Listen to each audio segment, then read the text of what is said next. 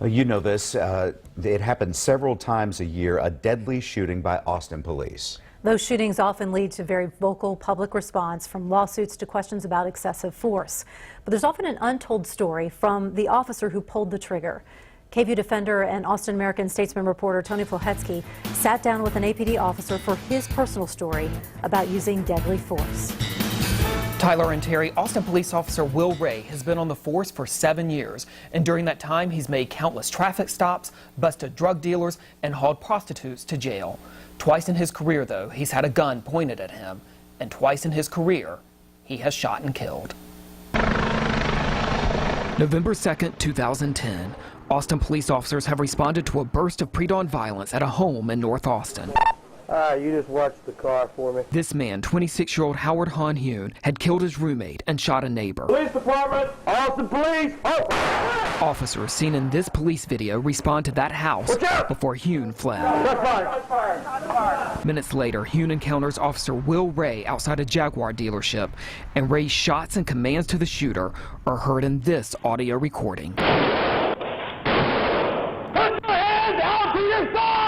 Hune points the assault rifle at Ray, who opens fire. It was basically a situation where I thought I was in a life or death situation. We interviewed Ray, a husband and father of a 2-year-old, away from his office to help him feel more comfortable sharing his experiences.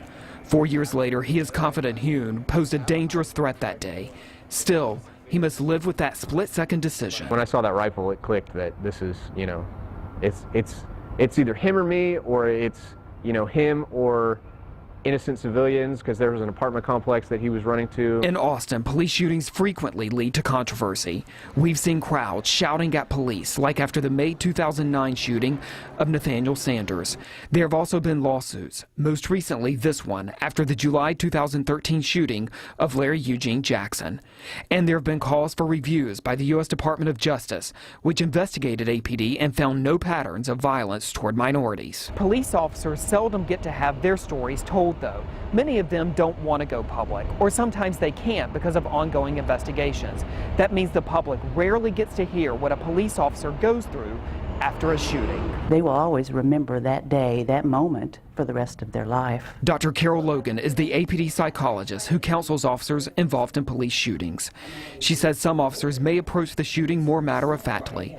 Others are distraught. They may feel real anguish for, I wish it would have happened differently.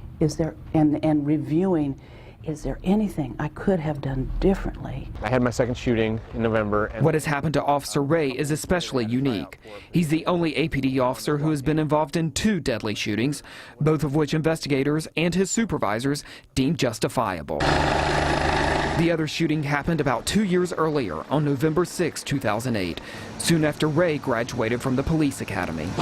A man with an AK-47 who was a suspect in a botched robbery fled, and Ray caught up with him. That man, Adon Mondragon, raised a high-powered weapon at Ray. It was a scary feeling for sure. Ray shot and killed him. For days afterwards, I thought about the fact that, I could have very well not made it home that night. Today, Ray works in the department's SWAT team.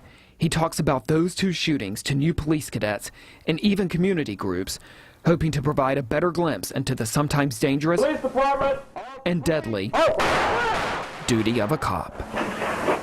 Police Chief Art Acevedo has called Ray's actions after each shooting heroic, saying that he likely saved innocent lives because of the steps he took on both of those days. For the Defenders, Tony Plahetsky, KVUE News Night Beat.